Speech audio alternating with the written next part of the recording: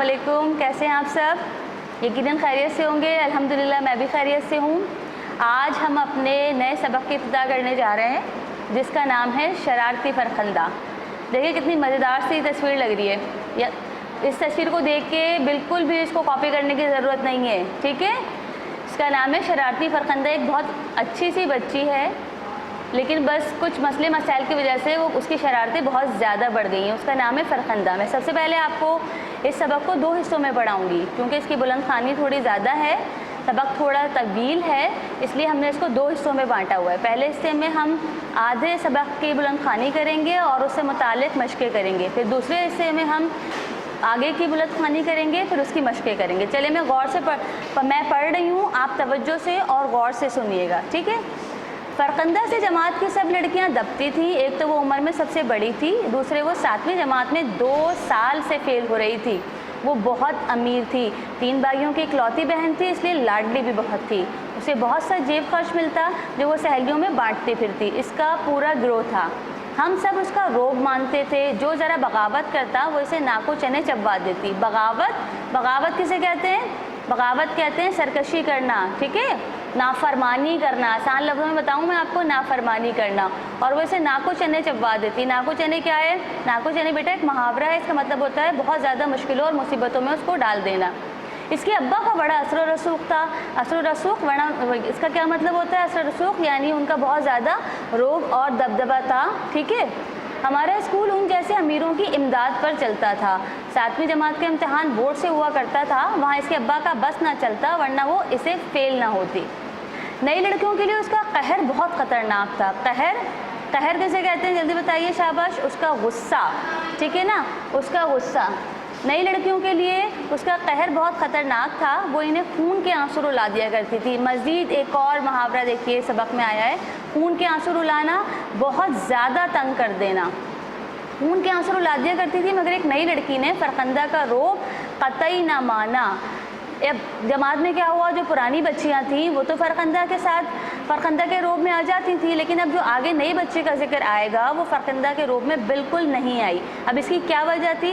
اب آگے بڑھتے ہیں۔ آمنہ ایک دبلی پتلی غریب پڑھاکو سی لڑکی تھی۔ وہ فرخندہ کی ہر بات کو بہن ہمیں پڑھنا ہے کہہ کر ٹال دیتی تھی۔ فرخندہ اس کی غریبی کا مذاق اڑانے کا کوئی موقع ہاتھ سے نہ جانے دیتی۔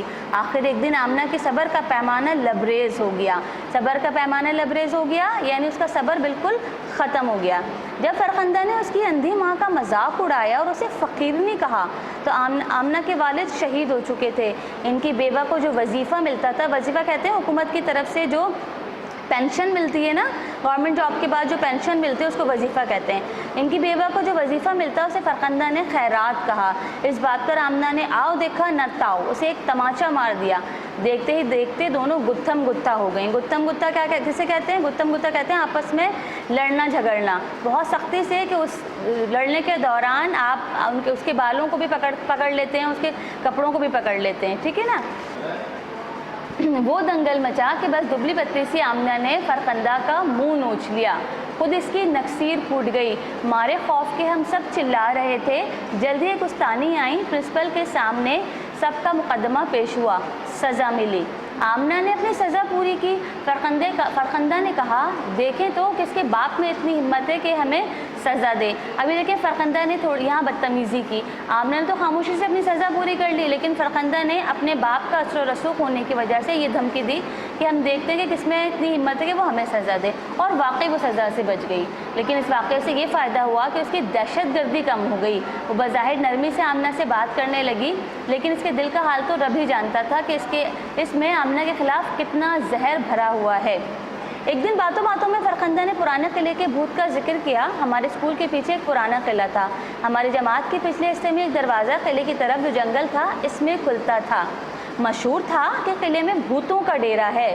قلعے کی چابیاں اسکول کے چوکیدار کے پاس رہتی تھیں۔ بھوت کوئی چیز نہیں، جاہلوں کا وہم ہے، آمنہ نے بات کاٹ دی۔ بڑی ہمت ہے، ہم تو تب جانے جب شام کے وقت وہاں چلی جاؤ، فرخندہ بولی۔ کوئی شرط لگاتی ہو؟ آمنہ مسکرائی۔ 100 روپے بولو منظور ہے؟ فرخندہ نے چمک کر کہا۔ نہ بابا، ہم غریب لوگ اتنی بڑی شرط نہیں لگاتے۔ اب یہاں کیا ہو رہا ہے؟ یہاں یہ ہو رہا ہے کہ आमना को फ़रखंदा जो है किसी न किसी तरह सज़ा दिलवाने के लिए और मज़ीद तंग करने के लिए अपने जाल में फंसाना चाह रही है कि जो स्कूल की तरफ एक मशहूर किला है वहाँ पर भूतों का डेरा है, ये मशहूर था, तो वो उसको डराने के लिए उस पर आमादा कर रही है और शर्तें लगा रही है। तो फिर फ़रखंदा ने कहा फिर ये कि अगर तुम जीती तो हम नाक से 7 लकीरें खींचेंगे और हम जीते तो आमना मुस्कुराई तो तुम 1 हफ्ते तक दूध मक्खन नहीं चखोगी। वो क्यों? हम सब ने पूछा भाई ये शर्त कैसी है? वो इसलिए कि फ़रखंदा मोटी हो गई है और हम सब ने एक कहा लगाया। फ़रखंदा ने हमें गुस्से से देखा तो हमारा खून खुश्क हो गया। यहाँ खून खुश्क होना भी मुहावरा है, ठीक है ना। खून खुश्क होना यानी गुस्से से बिल्कुल गुस्से में आ जाना, बहुत तेज़ गुस्से में आ जाना और उसके गुस्से में आके कुछ कर ना सकना। आमना हंसती रही। फ़रखंदा ने बात आगे बढ़ाई, अकेली जाना, अम्मा को ना बताना वरना वो तुम्हारी हिफाजत के लिए किसी को भेज देंगी। अब देखिए यहाँ पर वो मज़ीद उकसा रही है उसे कि अकेली जाना, अम्मा को नहीं बताना वरना वो तुम्हारी हिफाजत के लिए किसी को साथ भेज देंगी। लेकिन आमना ने क्या कहा, हम अम्मा से कुछ नहीं छुपाते। डर गई ना तुम? फ़रखंदा ने मजाक उड़ाया, यानी उसने कहा कि हम अपने माँ बाप से कुछ नहीं छुपाते। तो उसका मजाक फ़रखंदा ने फिर उड़ाया कि तुम डर गई। आखिर शर्त तय हो गई। फ़रखंदा ने हम 5 खुश नसीबों को चुना और मंसूबा बनाया कि किले का दरवाज़ा जंगल की तरफ खुलता है, इसकी चाबी चौकीदार से किस तरह लेनी है।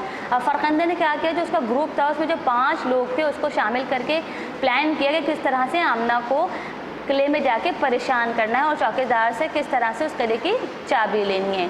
बेटा अब इसका अगला सबक का हिस्सा हम दूसरी क्लास में पढ़ेंगे। अभी मैं इस सबक जहाँ तक मैंने आपका सबक पढ़ा है उससे मुताल्लिक़ आपको मशक़ें समझाती हूँ।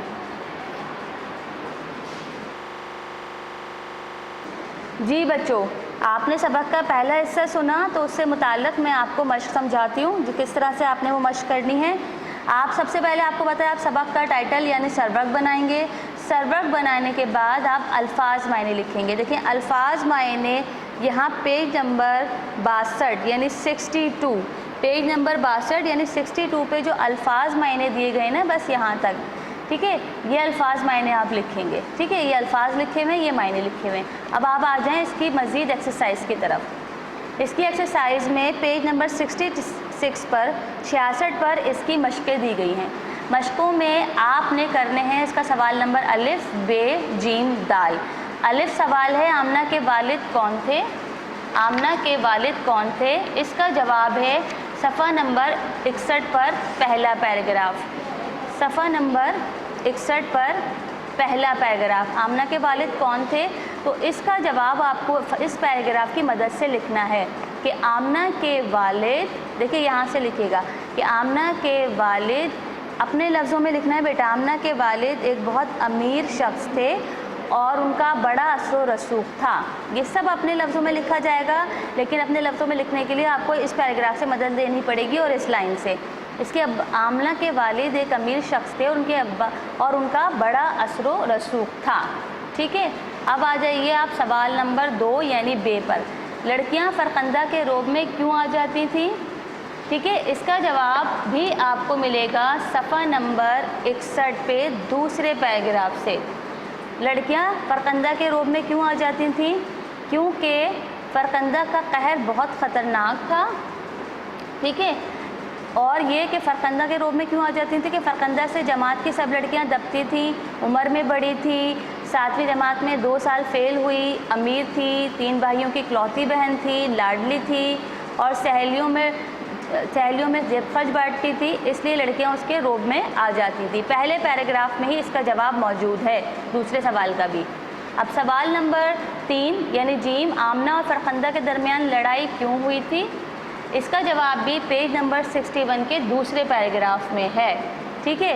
क्यों हुई थी लड़ाई? लड़ाई बेटा इसलिए हुई थी कि जो आमना एक नई बच्ची आई थी वो इसके रोब में नहीं आई थी, और लड़ाई इसलिए हुई थी कि आमना का सब्र का पैमाना लबरेज़ हो गया था क्योंकि वो उसका गरीबी का मजाक उड़ाती थी, अंधी माँ का मजाक उड़ाया, फ़कीरनी कहा और जो वजीफ़ा मिलता था उसे खैरात कहा। तो इस वजह से आमना और फ़रखंदा की लड़ाई हुई। अब आ जाइए सवाल नंबर 4 पर यानी दाल। दाल क्या है सवाल नंबर? पुराना किला क्यों मशहूर था?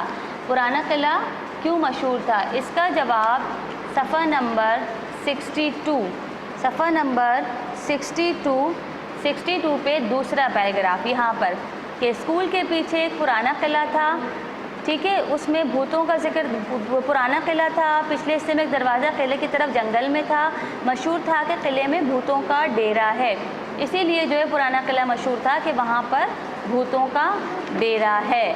چلیے یقیناً آپ کو بیٹا یہ مشقیں سمجھ میں آ گئی ہوں گی۔ آپ کو سب سے پہلے سرورق بنانا ہے، سرورق کے بعد آپ کو الفاظ معنی لکھنے ہیں، الفاظ معنی کے بعد آپ کو سوالات کے جوابات دینے، الف ب جیم دال۔ آج کی کلاس کا اتنا ہی کام ہے۔ اب اگلی کلاس کے اندر ہم سبق کا بقیہ حصہ پڑھیں گے اور بقیہ مشقیں کریں گے، ٹھیک ہے؟ اللہ حافظ، اپنا بہت خیال رکھیے گا۔